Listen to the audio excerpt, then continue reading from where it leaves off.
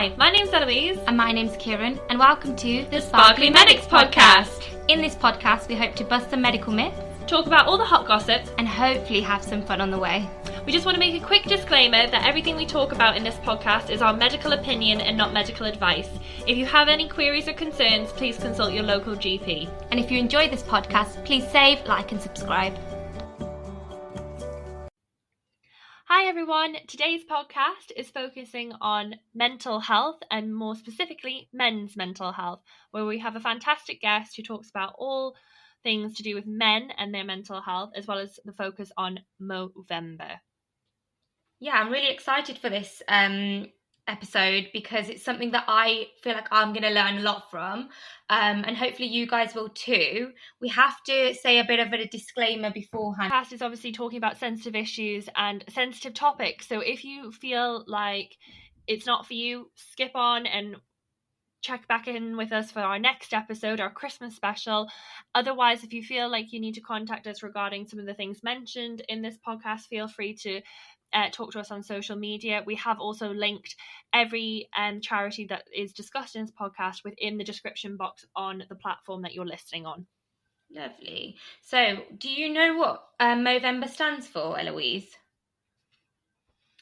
I'm going to go with November and male, like men.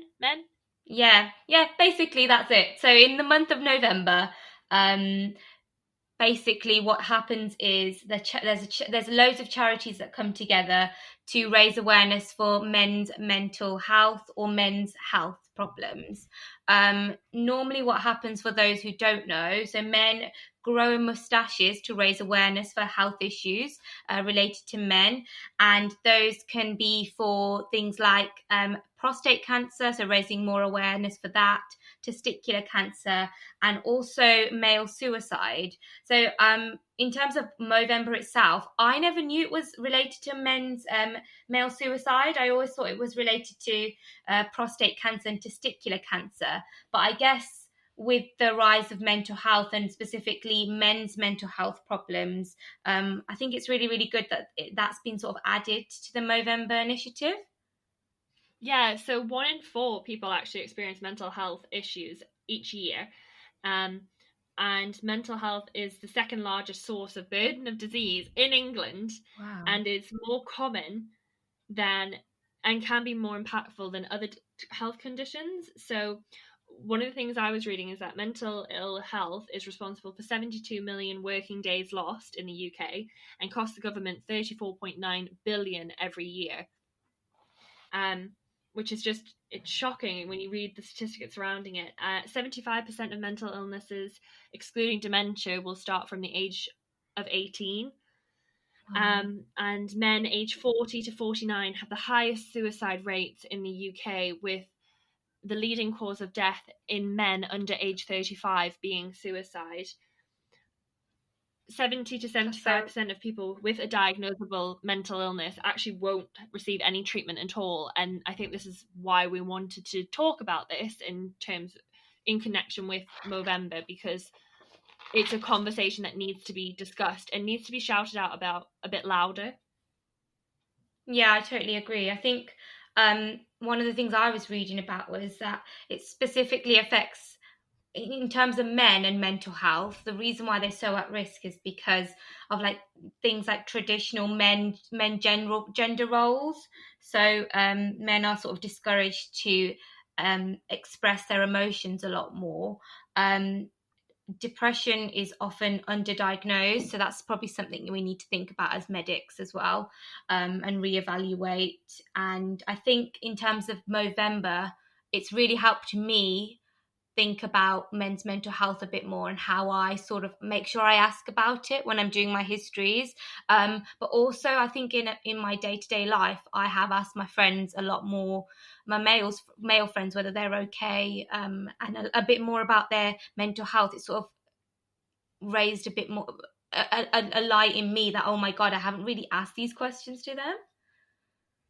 Yeah, and I think that really lovely that Amit, our guest today, has said a fantastic quote, I think I'm going to keep reiterating, is just check on your mates.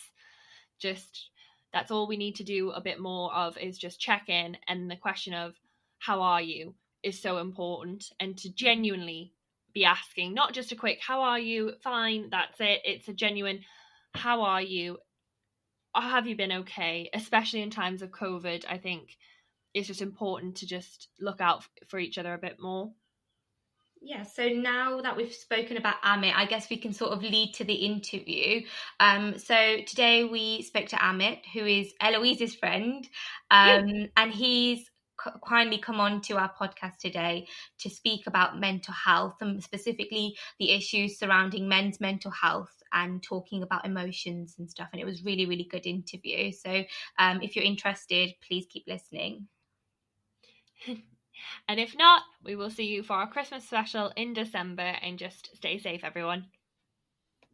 Start recording. Okay. So, Amit, thank you for coming on the show. Hi. Show? Is it a show?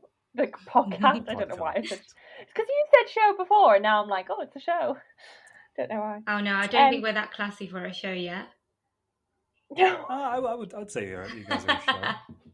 That's cute, thank you. So do you want to tell us a little bit about yourself? So, hi everyone. My name is Amit.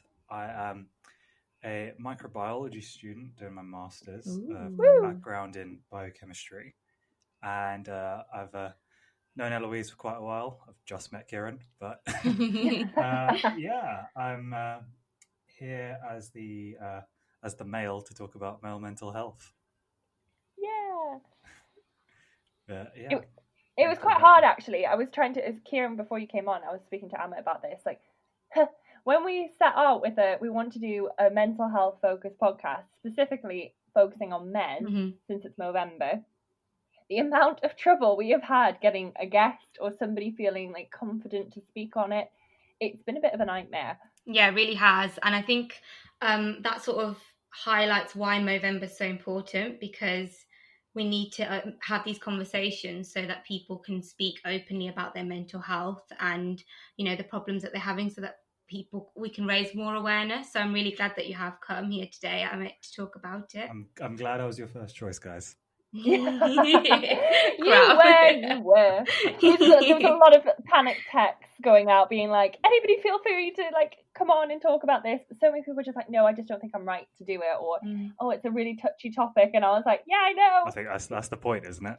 Like... Yeah, that's what I said. I was like, that's why we want to talk about it. Anyway, so yeah, how would you basically define Movember to men in general? Because Movember is obviously like a big thing. There's lots of different causes and stuff. Yeah, I think Movember it's really just like a men's month, I would say. I wouldn't pin it down to a particular cause. I think there are a lot of different men specific things that go on during Movember. So like there's a lot of different mental health aspects to it. But there's also lots of different physical health aspects as well. I know there's a couple of my friends are raising money for different like testicular health causes. So I think it's mainly just a month for men, if I could put it like that. It's a very very archaic thing to say, but yeah, that's what it kind of boils down to, I think. Do you feel... Sorry, carry on. No, I was just going to say, I think it's like, it's an opportunity for, well, it's one of the few opportunities, I guess, that men have to like really express like what is going on with them. So I see a lot of posts from my friends on social media during the time of November, which I wouldn't really see during the rest of the year. You know, with their pictures of their moustaches, and I think it's a, you know, it's something we actually need to talk more openly about some of these issues they bring up. Do you feel as though November specifically is any different, therefore, to the rest of the year in terms of men's mental health? Like, do you feel as though when you go on social media and stuff, there's a lot more sort of awareness on compared to other months in the year? I think so. I definitely agree with that. As November as a whole, because you go on social media and everyone's doing something for November. Like, you know, every other male friend is growing a moustache, you know, against better judgment. And it just seems like there's a lot more of a palaver. Well, I wouldn't say palaver, but there's a lot more of a fuss about it now when it really should be an ongoing thing. Yeah. So it's like peaks and troughs, and it really comes to the peak, I guess, during November. And so after November, do you feel as though in December you would like that to sort of continue through, or do you feel as though it's sort of the message would be, if it went on for too long, it sort of would be diluted? Yeah, that's it's an issue with, especially with raising issues like that. Of like I think the term's like sympathy fatigue. Mm-hmm. So a lot of charities can suffer from this, and I've done a lot of charity work previously, where if you keep going on about particular issues, people just don't care anymore. Mm-hmm. But when you get statistics that are associated with mental health in particular, like people kind of need to talk about this a lot. Yeah. So I think it is something that should be spoken about more often. But yeah, we should keep in mind that sympathy fatigue can happen. Mm-hmm. Yeah, Totally so I was agree. going to say that obviously mental health affects everyone, and I think that there's a lot of stigma surrounding mental health in general, not just men's mental health, but mental health is something we all have. It's just like physical health. It's something that we should be aware of, and it's a good thing to talk about mental health. I don't know if you agree, Amit, that the stigma around it seems to come from mental illness. Yeah. So I mean, I'm speaking to two medics here, so I'm preaching to the converted. But in the biopsychosocial model, physical health and mental health are just, they're your health. That's being healthy doesn't just mean that you've got a healthy like body, but it also means that you've got a healthy mind. And having a mental illness kind of doesn't really compute with that kind of line of thinking, especially for a lot of men. They think, oh, if something's wrong with me, it's got to do with my body, rather than, oh, I'm feeling a bit down, but I'll get over it. Like there's no that kind of thinking where your physical health and your mental health are the same. Just doesn't really seem to exist. And I think that's something that I mean, it is something we are getting better at thinking about, and I'm sure you two could probably speak in greater detail about that. But thinking about your mental health and mental illness even as things that are just an extension or even just part of your whole being health. So yeah, I think you're right. Where do you think that sort of stems from? Because I know with being a woman and growing up, you're always encouraged to talk about your feelings a lot more compared to men. Do you feel as though, just a bit asking a bit personally, like when you were growing up, you were encouraged to focus on the physical rather than the emotional? I think, well, in general, really, I was encouraged not to focus on anything, like just to pick yourself up and dust yourself off and carry on. And for a lot of the time, that's the kind of attitude that is required. Like if you look at the things, like everybody suffers things in life. Nobody can say that they've had a particularly easy life.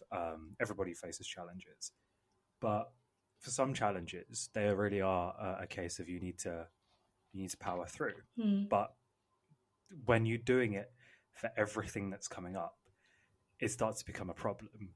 It's a question of failing to ask for help because you've been conditioned to not ask for help. And that can be something that's really difficult for most people to come over. Like asking for help is incredibly difficult, let alone like even if you are in a healthy state of mind. Yeah. So I couldn't imagine the strains that you would put yourself under to ask for help when you're not in a healthy state of mind. So it's God. No, I didn't mean to interrupt you. I was just going to say that obviously as two women on this podcast who are very friendly, we talk and we offload our feelings onto each other sometimes, don't we, Kieran? Yeah. Like it's always a really healthy thing that we'll ring each other up and be like, I'm having a really shit day, or I'll ring up another friend. One of my friends is a pharmacist in Leeds, and she always rings me, and if she's having a wobble or if I'm having a wobble, just to kind of like give ourselves that support bubble to say like it's okay, it's all right that we're having a wobble, it's fine, and you just like bounce that off each other. Do you think that you can do that with your friends? Okay, so in my 22, almost 23 years, I've probably had one or two conversations like that with my with my friends. Really? Yeah, simply because we just distract ourselves with the menialities of things. Like we don't. I've never like unless I can see, and when I have seen my friend being physically upset about something, it's not really in our nature or in our friendship to call each other up that often, to ask about like, oh hey, I'm having a shit day, or hey, like XYZ has happened and I'm feeling really bad. And I'm pretty sure that a lot of other like male friendship groups can attest to that that's just not a thing that happens. um I wouldn't say though that it doesn't, like, we don't talk about our feelings in in that kind of prescribed way though. So for example, like, and I'm going to make some generalizations here, do forgive me, but like, No. oh well, I'll apply it to my friend group. So like me and my friends, we play video games quite often, and back, like, especially during my undergrad when we had a bit more time, that would kind of be the time when we're kind of thinking about playing the game, but then we're having a chat. So we kind of had to be preoccupied by doing something else to then kind of open up because we weren't actively thinking about it. So, and I think that's something that a lot of people I think would agree with, in saying that like those are kind of the times when you are distracted, like when you're playing a video game, for example. That when you talk to your friends, you're not really thinking about what you're saying, but then at the same time, you're slowly getting things off your chest. And I know that's how I've told a couple of my friends, my close friends, some very difficult things about myself, and that's worked. So I think the prescription of I'm going to call this friend up and ask how they're doing works in certain scenarios, but I think the kind of mindless conversation where then you discuss how you're feeling, things like that, tends to be more common. Wow, that's From what really I've seen, at least. interesting. I didn't even think of that. And if you think about how Movember is, like with growing a mustache and you're raising awareness about men's mental health, testicular cancer, prostate cancer, if you compare that to our previous episode where we were talking about like breast cancer and it's like boobs everywhere, Yeah. you can sort of see that sort of looking for a distraction to talk about something is kind of what we're doing with the mustache as well. I don't know if you agree with that. Yeah, absolutely. When you frame it like that, absolutely. Could I ask just a bit more about what you said previously? So you said that when you've offloaded to your friends, you've managed to get a response. What kind of response was it? What, quite a helpful one, or? It was supportive. Like, it wouldn't. So, again, generalizing here, but it was a response which wasn't kind of a validative response. It was more of a, okay, this is how we're going to fix this kind of response, um, which I appreciate works for some people, doesn't work for other people. But at the time, that's kind of what I needed to hear. Personally, that is the response that I would responded best to. And I think, especially speaking to other male friends, like it's kind of like that instinct to just problem solve straight away. And that's kind of what helped me through some difficult times, is where my friends kind of didn't pity me or anything like that, or they didn't be like, oh, that's all right. They didn't try to console me. Yeah. They just sat me down and said, all right, this is how we're going to fix this. So, and I think that's pretty much happened every time that's done, and I know that I've done that to my friends when they've come to me with an issue. Would you? That's really interesting. Would you say that, let's say if it was the opposite now and you could see that your friend was sort of in distress, do you feel like men ask outright, or do they wait for someone to sort of say something first? I think it depends. It depends on the friendship. Okay. So there are certain friends that are like, I would feel comfortable just going up and saying, hey, like, you've kind of been a bit withdrawn. Like, I haven't really seen you much. Like, what's going on? Is everything all right? And there are other friends where I really would have to wait for either someone else to bring it up or wait for one of those distractions, just because I know it would make them feel uncomfortable. And to add to that, or to add to whatever problem they're going through by making them feel uncomfortable, I think would just push them further into not telling me. So it really is situational. It's like the equivalent of saying I'm okay, I think, when really you're not. Yeah. So yeah. So I was actually going to ask, because Amit and I are obviously friends, and I think that it's, I hope we are. God, can you imagine if you said no? Like, no, we're not. But what I would say is, have you ever thought about, because I know that you and I have sat down and had conversations before. Yeah. Not in terms of like mental health, but just checking in on each other. Do you think that when you're talking to a woman, it's a bit different to like your male friends? Yes, definitely. It's Okay. it's easier. It's easier Is to it? yes. It's often easier to bring up problems with my female friends than it is my male friends. With the exception of like my really, really close male friends. Like, yeah, it's been far easier to have conversations with women about mental health when compared to men. I couldn't tell you why. Like, I've got no idea. But perhaps it's just the demeanor. Perhaps it's just I know that women are more receptive to listening to these kind of things, or maybe in particular the women that I've spoken to.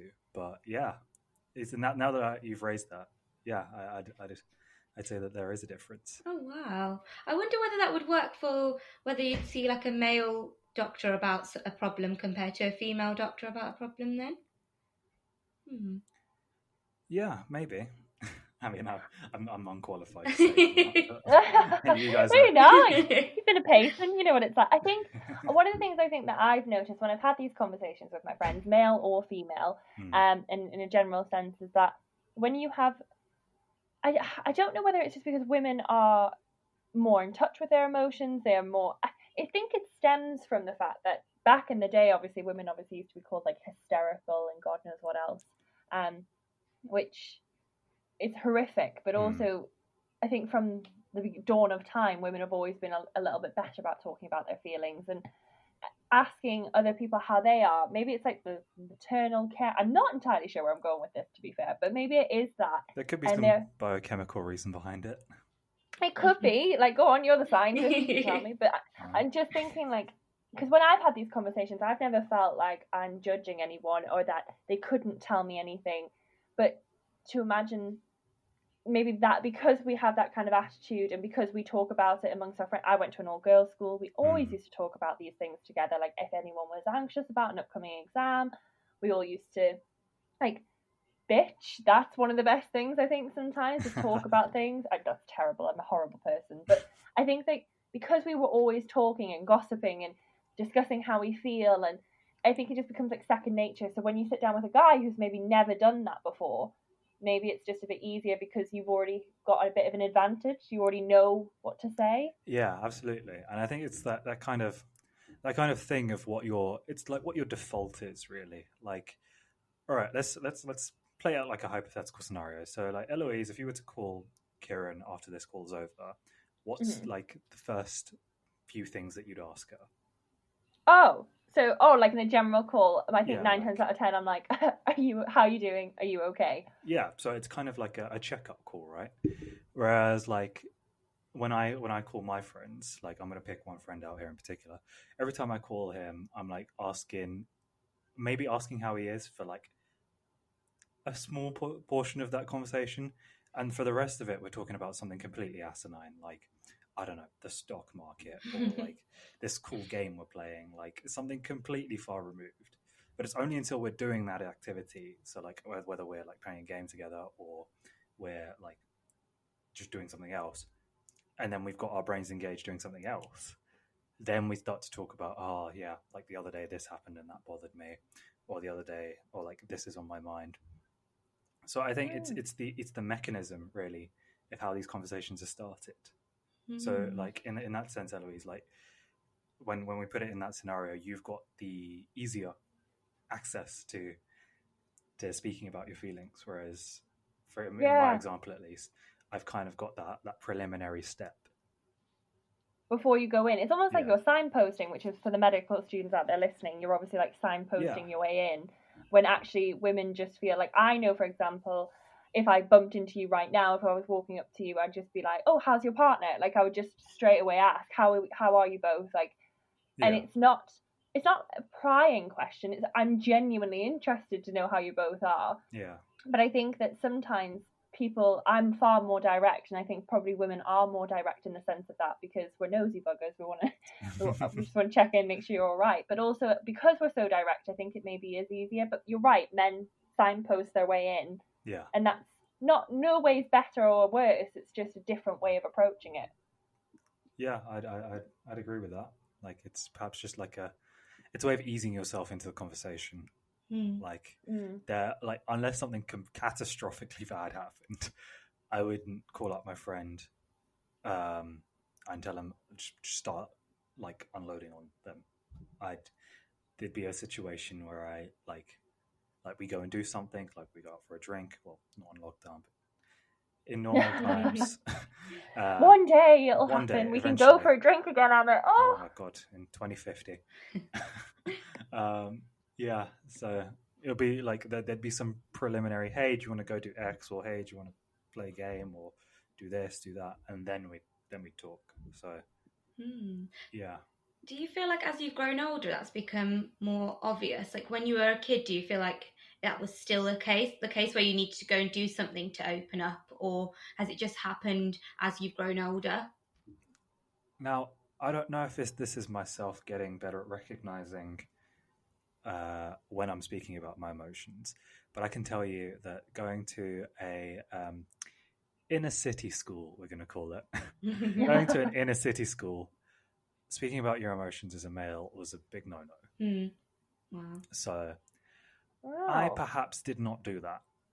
At least I didn't do it visibly. And some of my best friends that I've kept from school, I can now speak to them about these issues, but I would have never spoken to them about them back in school. Like, in no way. So any issues that I was having, I kept them to myself. And I think a lot of my male friends would attest to that speaking about your emotions in school, especially a school where I went to, was a big no-no. So, yeah. Did you ever open up to your family then? Were you more likely to open up to them? Oh, no, you might guess from my name, I am Asian. No way. Yeah. No way. No way. That's not funny. We shouldn't be laughing, but it is a little bit like, no. But it's also like, that's actually probably quite bad. Being male, being Asian, nah, no chance. But in a way, like, it's kind of just been instilled from not by me not being able to speak to my family about this, but in the sense that, you know, you watch your parents go through whatever, like difficulties or whatnot, and keep a straight face on. And in my mind, I was like, well, I've seen them do that. Why can't I do that? Like, I don't have to bother them with my business. Like they're dealing with far worse in my perception. It's only recently where I've been like, oh yeah, hey mom, this is bothering me, that is bothering me, and they've been like, yeah, like, why haven't you spoken to us about this? This is something you can talk about. So I think it's definitely making that conversation is more difficult than having the conversation. I could say, like, you know, in perhaps more traditional Asian households, having the conversation would also be very difficult. Like, there are some still quite stigmatized, like mental health is still quite heavily stigmatized. Yeah. But yeah, it's for me, in my case, it was the courage to say that something was wrong rather than saying what was wrong. Do you feel as though the Movember initiative still needs to be sort of explored within the Asian community a bit more? Yeah, I mean, it's tough to say because, like, you know, if we boil it down to its essence of facial hair growing, that's what it is. Yeah. If we boil it down to facial hair growing, you know, it's something that a lot of Asians can get behind. Mm-hmm. And it might be, well, I know, like, in particular in South Asian culture, like, the mustache is a very important part of being a man. Oh, is it? Yeah. I didn't know that. Yeah, so if you go to, like, parts of, like, South India, having a mustache is really important, and you won't see any men there without a mustache. And like you might That's so see, interesting. yeah. And if you go to like other parts of like Asia, you'll see like guys like taking really good care of their beards. Now I know we're getting away from the point of what the point behind Movember is, but it's a good gateway into it. Yeah. Because if we get people starting with that, then slowly bring them in with, hey, like, have you checked on your physical health? Have you checked on like your mates? It's like a slow introduction. Because I can say, like, with some confidence, that my other Asian friends, they're not really interested in Movember. It's not really. It's that nothing has appealed to them from what they've seen. Like nothing on social media, none of the charity behind it, and I think there's more to be done in not only encompassing Asian men but everyone. So yeah. Well, I was going to say, so I've done how many weeks now? 4, 8, nearly 12 weeks of GP placement throughout my entire medical school career. And in GP, there's always going to have a lot of mental health as part of GP. You will see a lot of it. And I can very confidently say that I'm not even in a white dominant area. Like, that's not where I am. I have never had a person from an Asian ethnicity come in and talk to me about their mental health. Not once. Yeah. It just doesn't happen. Yeah, it's baffling. It's weird because the crisis team, when I worked very closely with that, and for anyone who doesn't know what crisis is the team that basically we call when we are fearful someone's going to harm themselves for any way. Patients can call, or you can be referred by your GP. It's a 24-hour hotline. And the majority of the team that were doctors were Asian. It's ironic, isn't it? Yeah. And I literally was like, what? And like, not in terms of anything other than the doctor, the consultant, he was lovely, and he was like, it's so important. And there was quite a lot of black doctors there, and I was like, this is amazing to see, because I don't think I've had a single patient of these ethnicities ever sit and tell me, oh, I feel a bit low. And yet you're all here helping other people, and they were like, yeah, we just need to break that stigma. And I was like, that's just so interesting to see. Yeah. It's breaking the stigma is the difficult part. And I've seen people who have like from in both states, like before stigma and after stigma, and they're two completely different people. Like once you give these people a mouthpiece almost to express their feelings, it's like all that repression, all that anxiety, it's just let go because they have someone to talk to. And not only do they have someone to talk to, but there's no fear that whatever they say they're going to be judged about. A lot of, and again, not to make this a discussion just about Asian people, but in the Asian community, a lot of it's to do with face, like what will people say. So let's say if I was from a more conservative Asian background, I went to the doctor to speak to them about, let's say I had a mental health issue. My parents would tell me, don't go, what will people say? Like you're going to the doctor because there's something wrong with you, or there's this wrong with you, there's that wrong with you. It's all about keeping this image of face. So once we break that, once we have a more almost individualist mindset, then we can start to think about like, improving these people's mental health. But it really stems from that. What do other people think of not only myself, but my family? So see, that's so interesting, because what I was going to say is that on this podcast, obviously talking about mental health, I would have always said that everyone has mental health, and mental health is a fluctuating state. Nobody stays at this one level their entire life. We have, like you said before, peaks and troughs. And just because you're in a trough doesn't mean that you have a mental illness. And one of the things that I was going to talk about today is the doctors and I have been speaking about this. It's poorly phrased.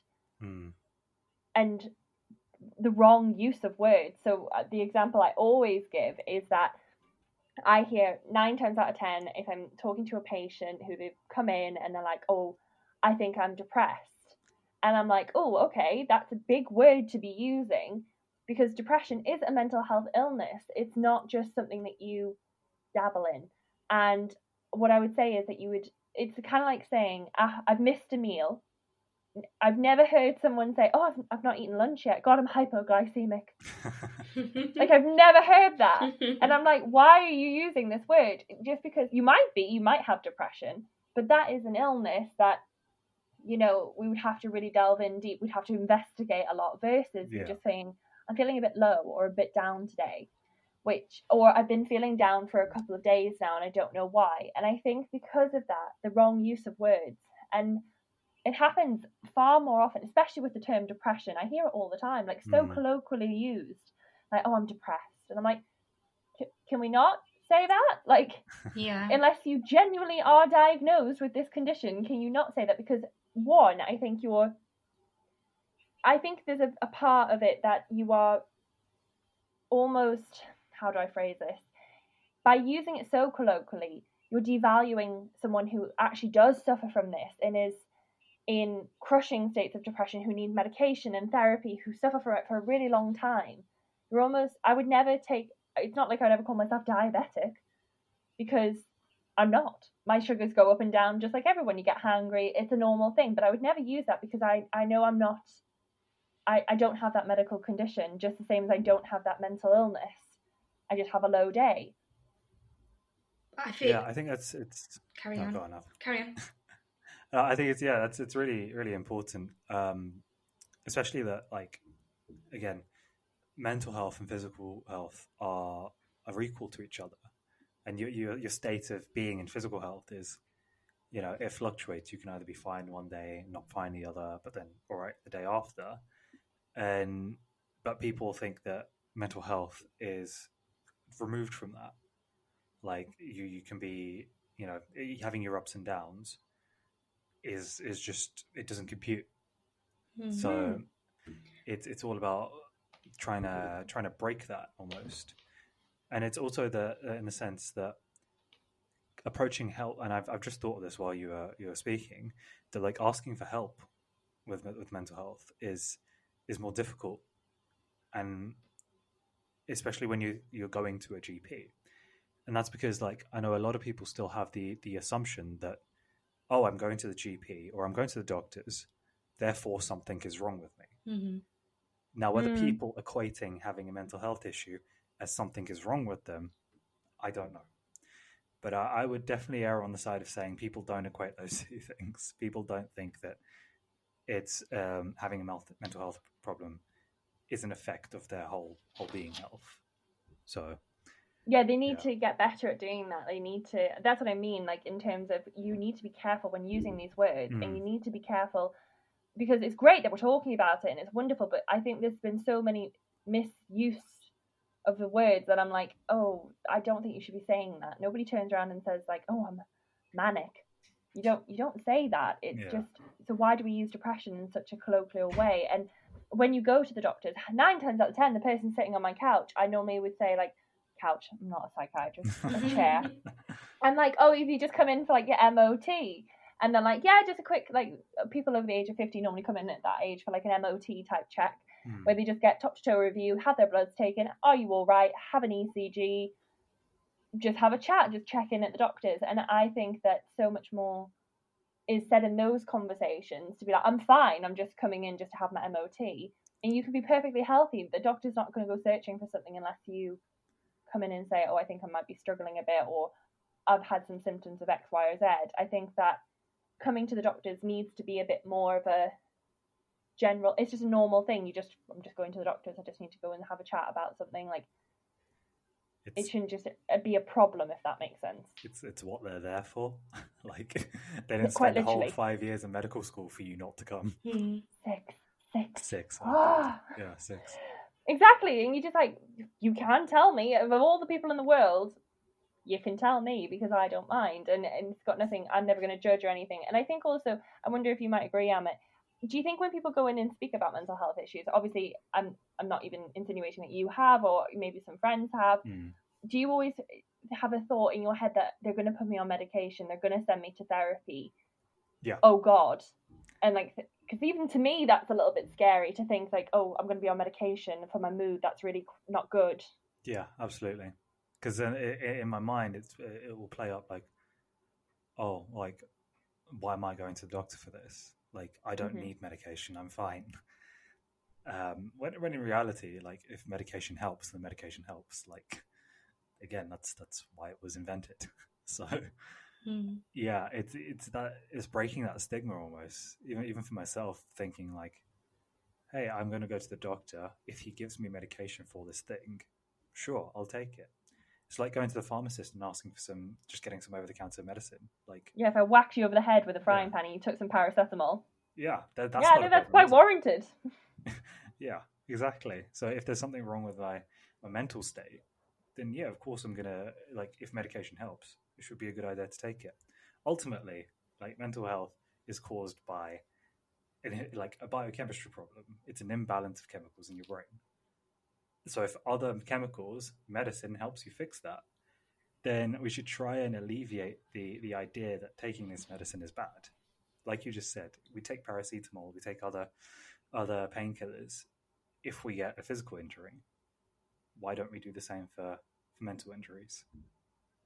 I was going to ask, even just before that, so like when I've had a bad day, I know I need chocolate to make myself feel better and stuff like Nice. that. And I feel like a lot of women, for instance, will run a bath, you know, go and get their hair done, stuff like. And I was just wondering whether men do the same thing. So do men, number one, acknowledge I'm having a bad day, I need to pick myself up, or do they just not and carry on and ignore it? So this is something I've only recently started doing, and not running a bath because don't have the facilities for that. But yeah, so I think that brings us like onto the topic really of self-care. Yeah. Like you just said, like women tend to like do all these, like, a bath, like pampering themselves a little bit. Like, and I've bought my partner like a little self-care kit if she's feeling down. But when you look out there for like if I were to look up men's self-care kit, I doubt I'd find as much when you look up something like compared to like a women's, like, or just if you just put in self-care kit, it's all marketed. Okay, I'm literally doing it. I'm literally doing it. Like, okay, I'm literally doing it. Oh, there's some nice things. Oh, a men's self-care box from Etsy. Ooh, hang on. What's it got in I'm it? expecting one of these, Eloise. Oh, men's hamper. All right, ready. Hang on. So we have coffee. We have increase anxiety levels. Great. Yeah, Good that's stuff. not helpful, isn't it? We have what else do we have? We have a pair of socks. That's not really that soothing. A mini body wash, a green and black mini chocolate bar, mint, a keyring bottle opener. I don't know what that's. That's to self-medicate yourself with alcohol. Yeah, I was going to say that's not. Let's go back. Let's see if there's some really. Oh, there's a price drop currently. That's Black Friday. Men's care bundle, which includes so toothpaste and whitening. Okay, right. Beard care, beard oil. Right. Is that a thing? I mean, didn't know that was a thing. Yeah. It's not really the same though, is it? No.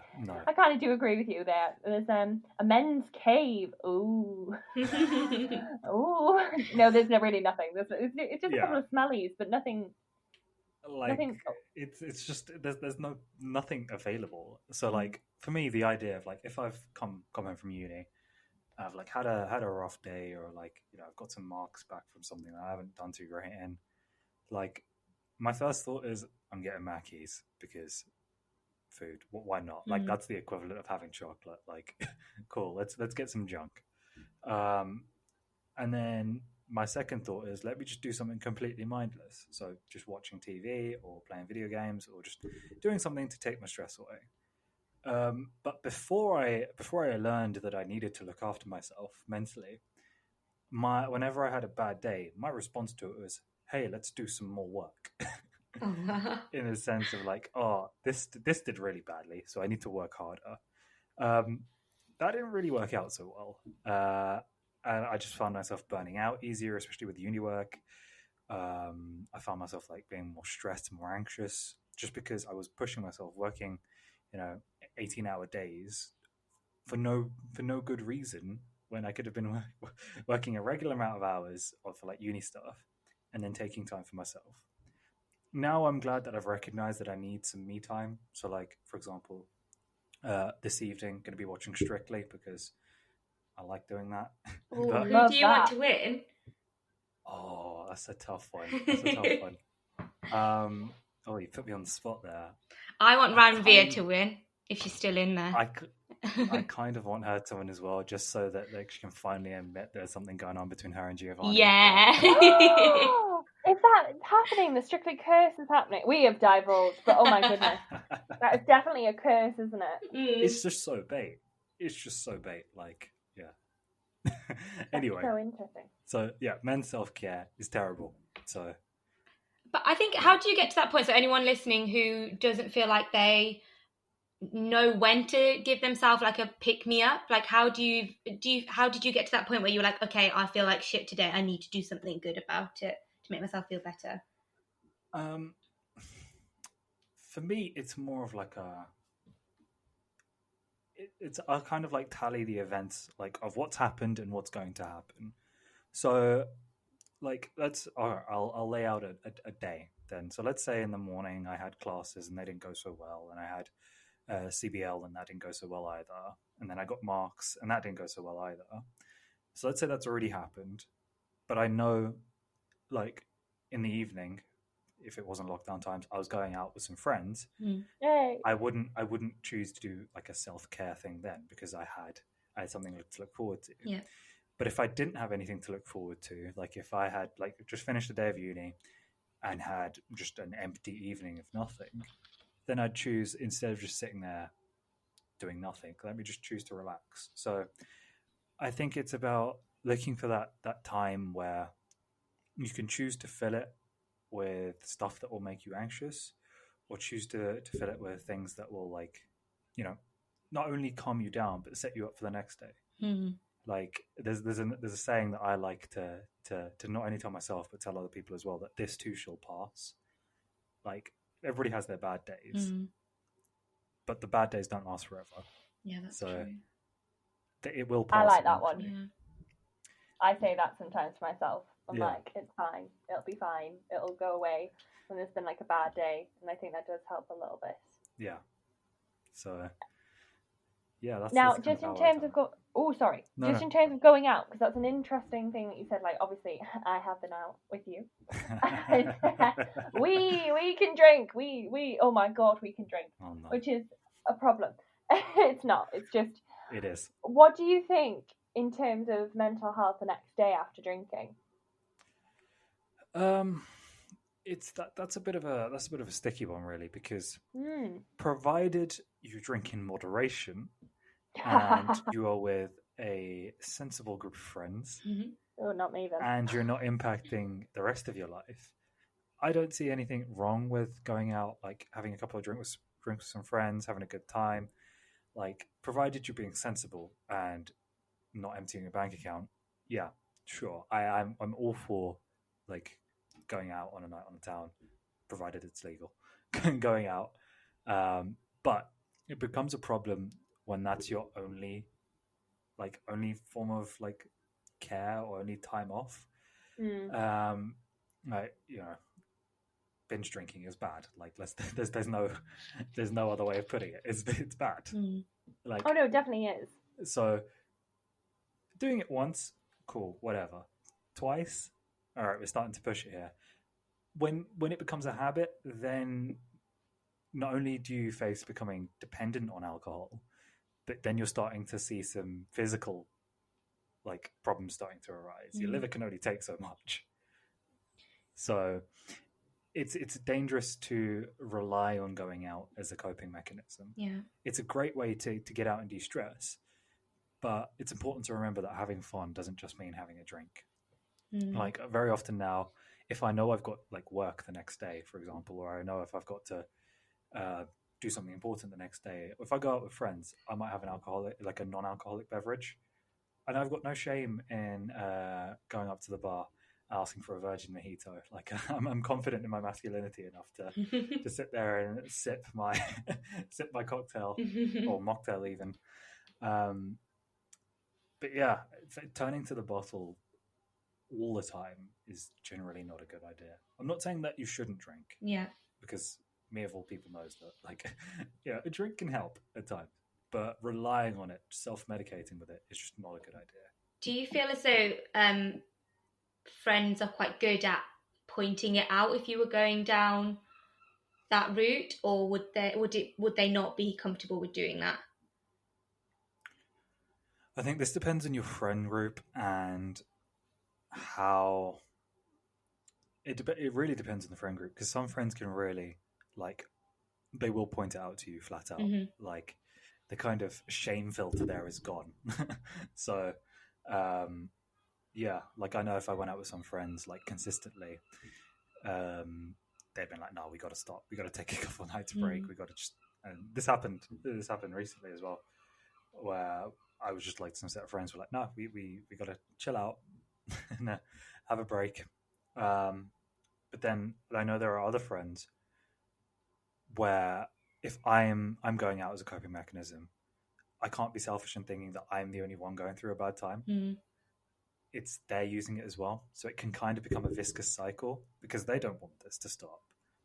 I'm not in a position of wanting it to stop, so it kind of just becomes this kind of, mess of going out every opportunity available and getting drunk with no one saying anything, because that's their only coping mechanism. So I think it's important to try and maintain a good head about these things, in the sense that, yeah, drinking is bad if you do it a lot. Yeah. And I guess it just shows about communication and stuff. So like talking's, I guess, key to make sure your friends don't go down that road. Exactly. And like, very often with alcohol, like, you tend to speak your mind when you're on alcohol. Yep. So if you use alcohol to enable these conversations, I think that can be, a great way of speaking, like, at least breaking the ice, like saying, having a drink and having a drunk conversation, like, hey, XYZ, I feel crap about it. But what I've tended to do, and this has worked out quite well in the past for me, as I've said that you and I are not in a good state to have this conversation, or if we have had this conversation, I'm like, I want to speak to you about this tomorrow. And I've gone up back to those friends and I've spoken the next day when we haven't had a drink, but we just have some food or whatever. And because they've already, like, kind of opened up to me a little bit, I can then go and have that conversation with them.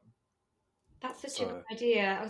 I was going to say earlier, like, if you do open your heart out to somebody whilst they're drunk, you wake up in the morning feeling like, oh my God, what have I said? And then people pretend like they don't know, they don't know what's going on, like they don't even talk about it again, it never gets brought up. So I think it's really good that you say that you're going to follow up when you're probably sober. I've got the notes in my note section on my phone, saying, speak to this person about this tomorrow. Oh my God, you told me about that. I remember you and I speaking about that. You'd be like, I'm writing this in my notes. And I was like, what about? I mean, you were like, we'll talk about it tomorrow when we're both like sober. And it was something really silly. Like, it was something that we both had to email or something, but you wrote it in your notes. And I was like, oh, so you remembered it. It was very good. Yeah. Just because I know that, there's a point where I don't remember. So probably but best I think if it's written down. One of the things that we did, Kieran, last year was Amit and I worked together quite closely in terms of one of the jobs that we do at university, and it was, I don't know how I came up with it, but we just organised what we called a Sunday circle, where we met up as a group of everybody who worked together on a Sunday, had a couple of drinks, like nothing, it was never a heavy night, it was always like one or two, with food, where we could sit and chat about stuff and just catch up from the week. We haven't been able to do it this year at all with COVID. Yeah. We had one, but that was it. I know, it was rubbish, wasn't it? And but it turned out, like, this thing, everybody really liked it, and everybody liked coming and like talking, and it was just like, especially with the job that we do, it's quite a stressful job. It's like lots of quite hard, difficult cases and things. So it was really quite nice. I'm maybe speaking a bit too much now, Amit. You can say no, it was shit, Eloise. No, I actually really enjoyed it, because, again, we faced some things that we couldn't, and I won't go into too much detail, but there were some things that it was just good to get off your chest, and there was no opportunity otherwise to talk about these things, especially like when we're not supposed to talk about it to anybody else anyway. But yeah, it was just this good opportunity to sit down with some friends. Yes, there were drinks involved, but not everybody drank. Most people just ate. No. Yeah, we did. We had food. It was nice. Yeah, and we just sat in the corner of this nice little pub, had an atta, won the pub quiz once. That was quite We funny. did. Oh my We god, weren't we even did. supposed to do it, but we're like, We literally all sat there like, oh my god, and they just started doing it. And we were like, okay, we'll join in, and won. Wow. So I think that maybe for anyone out there who's like, I don't know how to like broach this conversation, just doing it in like a very neutral setting. I think we've had some quite deep conversations in that Sunday circle, which were never. I don't think that was ever my plan. It was just an idea for us to meet up and just catch up with a week, because working in different teams, we don't necessarily see each other all the time. Yeah.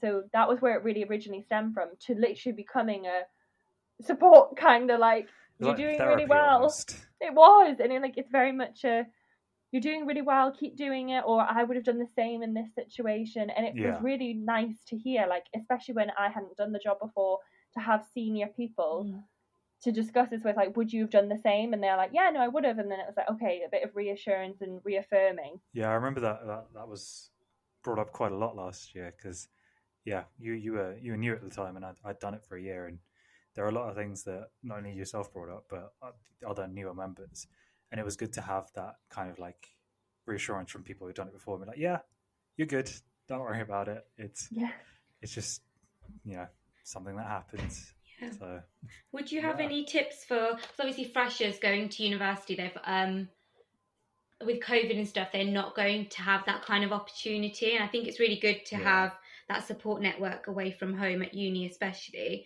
Would you have any sort of tips for them? Right. And my heart really does go out to these freshers now, because, they didn't have that freshers experience that I'm sure all of us had. So my first point would be try and get on with your flatmates if that's possible. Like, you will spend a lot of time with them, so it's easiest to find those people closest to you, if that makes sense. Like, you live with them, try and build some rapport with them, like try and open up to them, do like movie nights, meals, like you're all in the same space. If that's not really an option, like there are societies that are doing things online. Granted, it's not the same as meeting up with these people, and it's not the same as going to like society events. But at the same time, it is something. It's something that, and I know that a lot of friends that still are involved in societies, they're all running events which are trying to reach out to newer students to get them involved. And thirdly, and I'd say this is a pretty important one, is don't forget your friends from back home, or if you're just coming straight from college or sixth form, they're probably in a similar boat to you in the sense that they're isolated in their university if they didn't join you at yours. So we've got things like Skype, we've got Discord, we've got all these other calling things that we can use. Like, have a game night, like play some what was it, Among Us. Play that, like get something going where like you guys can meet up like once a week or something. Just keep all, like, you've got that support network that you trust already. So try and utilize that. I know, so for example, I've got I mentioned Among Us because my friends from my undergrad who have all left now, we every Wednesday we all play Among Us together. And it's like a silly little game we play on our phones, but it's just a way of us all chatting, and it's just like old times. So it's really like utilizing the friends we've already got for that support network as well. So yeah, that's really, really helpful, actually.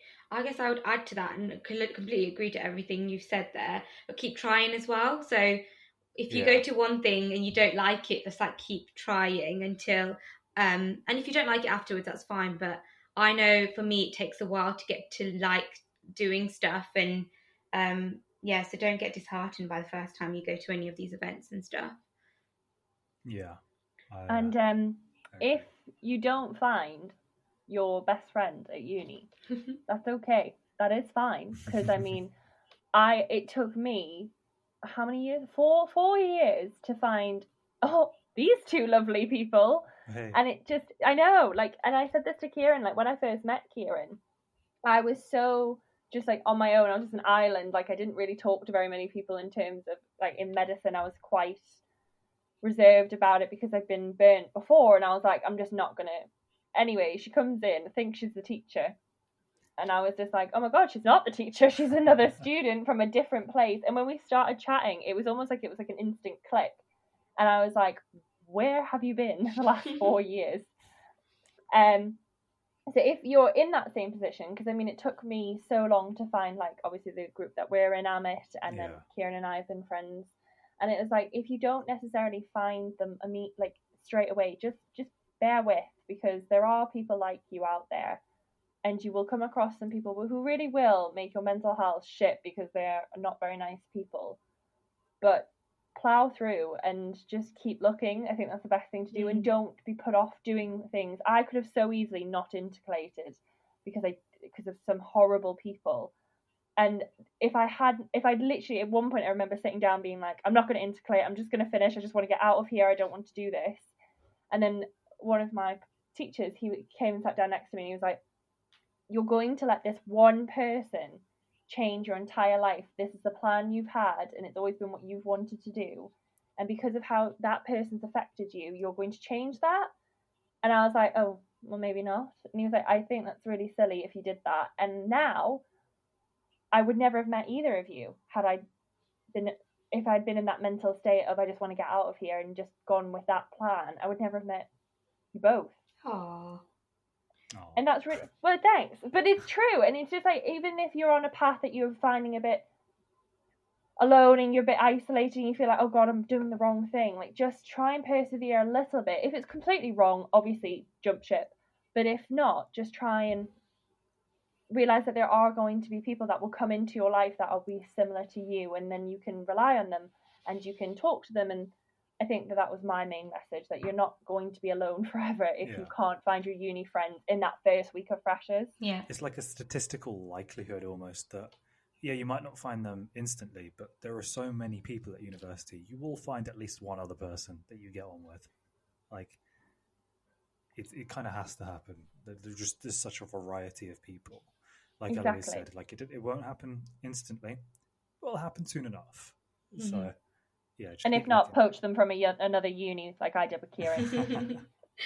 And yeah, I totally agree with that. I kind of want to bring it back to men's mental health now. Sorry, I went on a tangent by asking you that question. Right.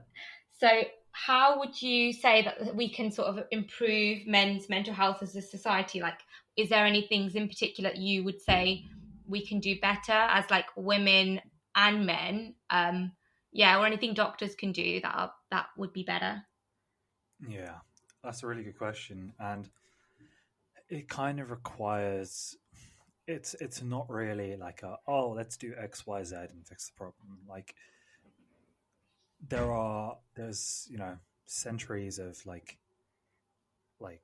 stigma associated with men's mental health, in the sense that, like, oh, he's a man, he'll get over it. Boys don't cry. There's still so much of that stigma associated with men's mental health that I think it'd be unwise of me just to say, oh yeah, we should do this.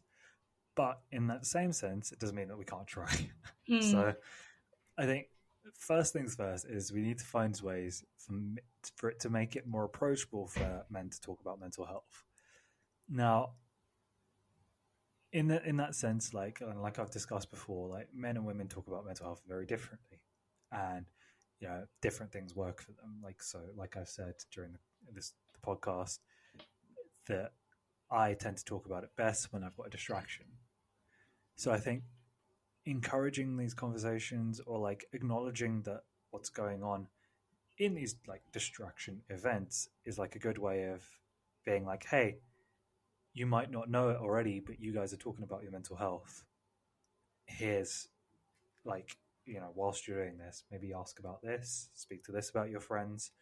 Like, one campaign I do really like, or one message I do really like, is like, check on your mates. Because it's just a simple thing. Like, hey, how are you? Whilst you're doing something else. Like, it's not strenuous, it's not arduous. And I think that's the main thing I'd say, especially to men. Like, check on your mates. Mm-hmm. Yeah. Even if you are doing something else. For women, I would say, and now I'm sure you're both very excellent at doing it. Like, I know whenever I've spoken to Eloise about something, like, she's been the best listener. So it's just about being aware that when a man comes to you like to speak to you about something, generally at the state where they think it's super bad, because at that point, I know in my experience at least, they probably wouldn't have told you otherwise. So be prepared to not receive the worst, but be prepared to see that this person that's come to you won't really be in the right frame of mind, and they perhaps might not be coherent in their thoughts, or they'll need more support than they think they do. So if a man does open up to you, just be ready to think that, hey, they probably haven't opened up to anyone else before. So I think that's an important distinction to make. This isn't to say that, women should go around babying all men and making sure that, everyone's all right. Yeah. No, I'm certainly not insinuating that. But just for the fact that if they have spoken to you about something, they might not have spoken to anyone else about this problem, just as you probably would have spoken to your best friend 5 minutes ago about something that was eating away at you. So just keep that in mind. And then for society as a whole, I would say that whilst the current initiatives for trying to raise the profile of mental health are good, it just needs to keep going.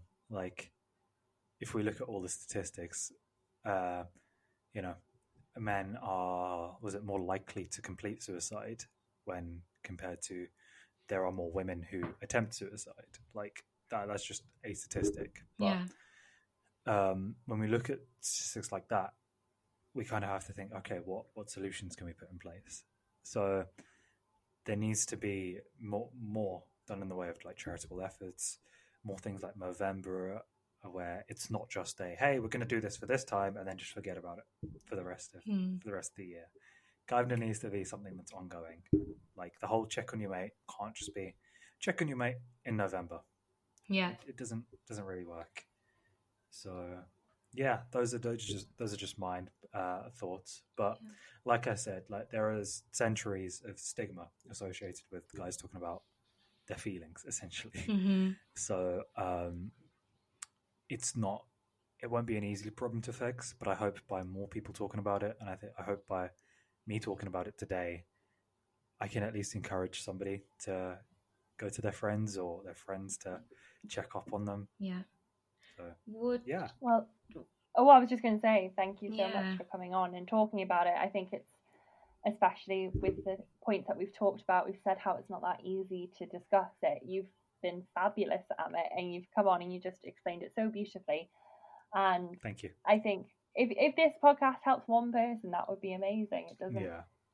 It's never about masses. It's just about making small changes. So I can't thank you enough for coming on. Kieran, did you have another question? I was going to ask about sort of when you become a dad in the future, not in the near future.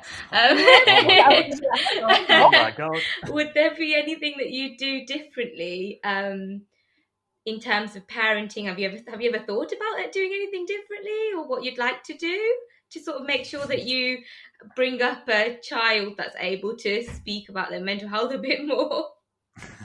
Oh my God. Oh man. Great way to end it. Wow, I think that's a great question though. I think yes, it'll be important for me to tell my potential children. I'm going to say my potential children. Future children. Yeah. Okay, we'll go with that. Future children. Yeah, it'll be important for me to tell them that, like, yeah, it is important to talk about these things.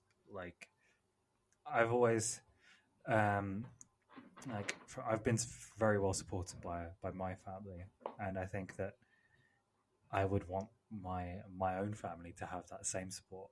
So perhaps teaching them things like asking if someone's okay, like alongside, like it should be something that's baked into them, like basic manners. So checking up on your friends, seeing how someone else is doing, acknowledging when someone else isn't doing well, not only physically but mentally.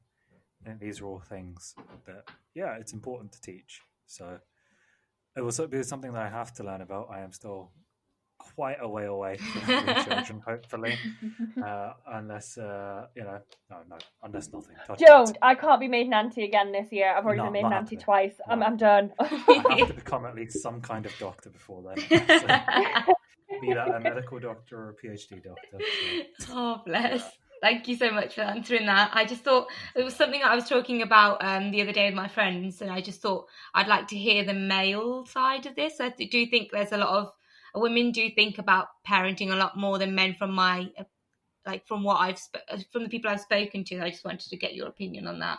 No, I think that's an absolutely valid thing to say. Like before then, that had never crossed my mind. So it's a good thing to point out. Yeah, I think it's a nice place to end as well. Like your future children are future children, as in like the three of us separately, not together. Just to clarify for other partners out there. I think for our children, hopefully it'll be a conversation that is less stigmatized and then we can have with them, and it will be great to see the change. Should we be still wanting to talk in the next 20 years, maybe we should do a mental health 2.0 and actually have the discussion about our kids. See what actually happens in terms of mental health and how it'll change.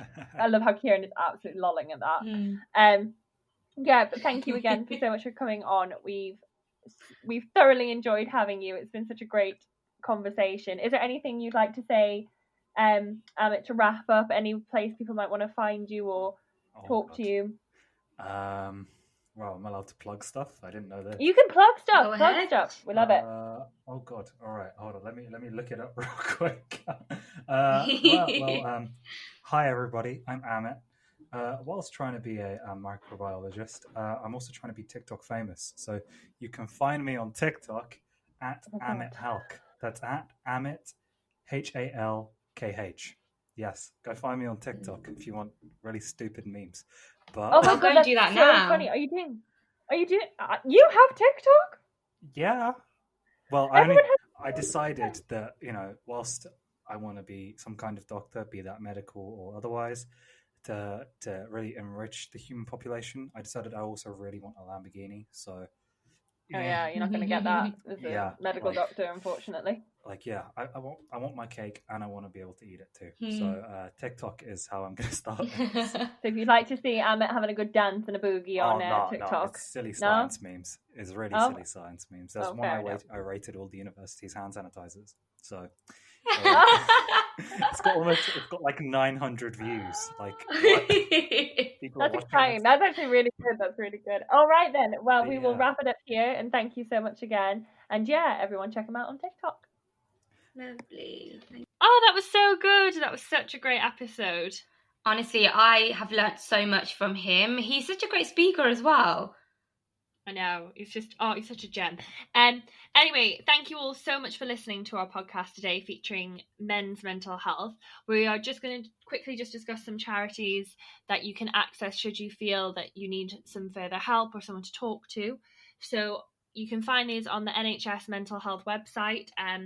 There's CALM, which is Campaign Against Living Miserably for Men aged 15 to 35. Their phone number is 0800 58 58 58, and you can speak to them daily from 5 p.m. till midnight.